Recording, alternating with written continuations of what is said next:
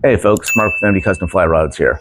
I did a real quick short on this and just kind of finishing up and on doing the this Euro rod here. It's a little bit more delicate of a setup, so I'm gonna finish up getting everything going and show you how we do everything. And this portion that we're going to be doing is just doing how I prefer to do setting up the splines.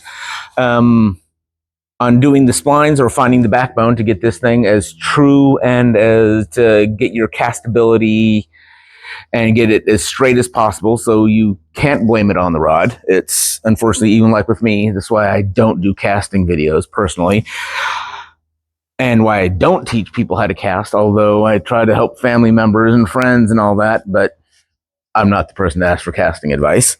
But I do make sure it's not the rod's fault. Is I will show you how to go through and spline out your rod. So let me get everything set up and I will show you what we have going on. Hold on. Okay, so what I've got here is, this is actually what I've kind of made, and they actually, a couple companies make these, is you look at it right here, is a bearing right here, a bearing right here. Companies make these. I happen to make this one myself. This is on my dusty rod bench, since I've got track right here. I just have mine set up. It runs right up onto the bench. And I'll show you two different ways to do your splines. I set mine right on up in here. And what you do is you run your section of your rod blank on in. And put it on here, and you just, as soon as you put a little bit of pressure on, just rotate, and you will feel it just kind of go. You will feel, because when the carbon fiber is wrapped, it's wrapped in layers on a machine, and it will has a starting point and an ending point.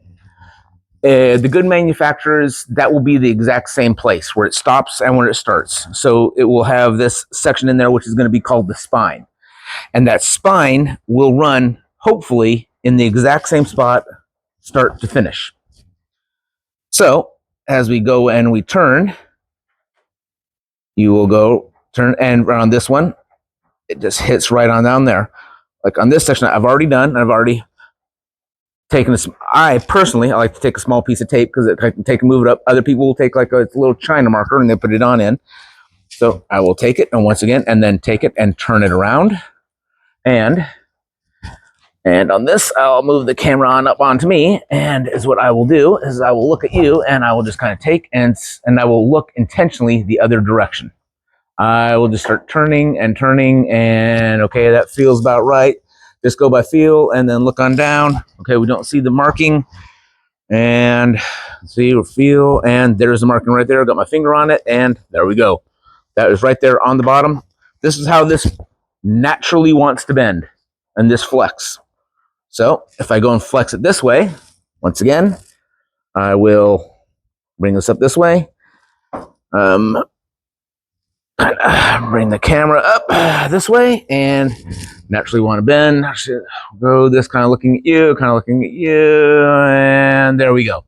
This is how this naturally wants to bend. Okay. This naturally wants to bend. So this is how this rod will naturally want to bend, and then the spine, where everything's overlapped, where it's hard, where it's more difficult for it to bend, is on this side. So this is where the natural fibers have started and stopped right there, even though this is all smoothed out. So every section, we'll do it the exact same way. The heavier sections of this rod, it's harder to find.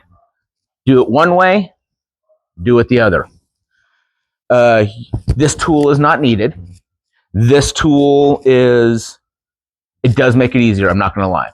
CRB sells them. They're about $70 or $80. It is a worthwhile investment. I did not buy that. These, if you would like a basic lowdown on how to build something like this I probably built for $10 or $15. And I will once again kind of zoom this in for you here, is what mine is. Let me pause this here. Mine here is, this is all just made up of scrap 2x4s, believe it or not, just just leftover stuff, just 2x4s cut and done in an octagon shape. This right here is just bearings.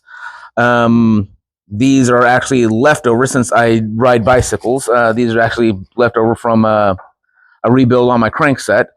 You can go to a bicycle store or you can go onto Amazon, and a set of bearings, just as you measure, like just look up bearings on the internet, or I will post these on my on the description on what size. I'll give the bearing part number, and because they work really well. I want to say 2 of these bearings are $8. Some scrap, plywood here. They are pretty gosh darn cheap. It's pretty cheap. Some scrap wood all put together. You can take this, clamp this on down to a table. The way that they show you, and a lot of other people will show you, is you take your blank, you put it down one end, and just start rolling it, and you'll feel it. And a lot of times you'll feel one side. You can feel the side with the spine, and you roll. You can feel the side that's opposite of the spine. You can feel it once you know what you're feeling for. This actually makes it very much more defined. I suggest it, not necessary. Best way to do is to start getting the feel is take an existing rod and start playing with it and just getting the feel for yourself on what you know is an existing good true spine. That's a good way to do it, and then go from there. Lastly, to make sure, because I've seen this happen on a few times with people doing on their first builds, they go through and they think they've got it, but as soon as you get your rod done, go through and go with 3 sections at a time, put it all together, and then get everything lined on up, and then you'll do 2 separate checks on this. One, run it on in here and get a good check on the whole thing. How this is going to feel, how the natural feel is going to go. This will give you a really, really good idea how it's going to go. And as soon as you run this around and they're all in line, you'll know. There will be no doubt once you get everything in line, how it lines up, it's going to go. Lastly, but you do this with all sections. You don't have to do all on this case. This is a 5-piece rod. I'm not going to do it with all 5 pieces in there because it's way overkill and it'll take 11 feet to do. It's not necessary. Lastly, is you go and you put all pieces together. Put all 5 pieces together, put them all in line, double check you're true. And this is where I've seen people double check where they end up getting wrong on their spine and their reverse spine.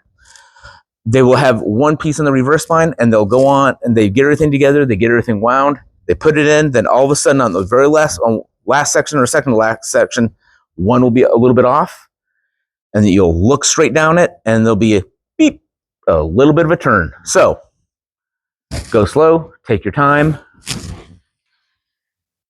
Like anything else, on your casting or anything, on any sort of sport where it's more finesse over power, take your time. The speed will come as you do it more and more. So, any questions, hit me up. I will put the link and a description to those bearings, or at least the part numbers of those bearings, of what I used on my Flying Chaser. And as I said, I just 2x4s drilled out, bearings thrown on the inside in the drill press, just with a hole cutter and just glued into place. Quick, cheap, easy, $10 to build yourself. You can go on to CRB or a couple other places may sell them. They're like 70, 80, maybe $90. If that's not a big issue for you, you can probably have it set and delivered, and maybe even through Amazon in 2 days. As I said before, I'm old, enlisted, still cheap. If you were enlisted, you get it. So hit me up. Any questions? Take friends and family fishing, and I will see you on the next one. Have a great day. Bye.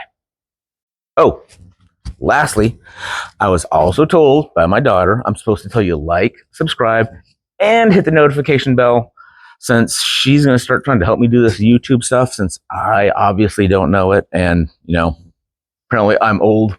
I can't disagree there, but yeah, I'm apparently old. So I will definitely see you on the next one. Have a great day. Bye.